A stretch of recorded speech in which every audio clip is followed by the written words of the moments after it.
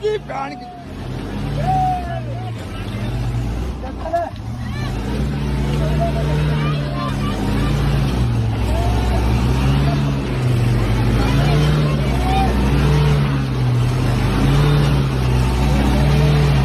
बस थोड़ा सा और, थोड़ा सा।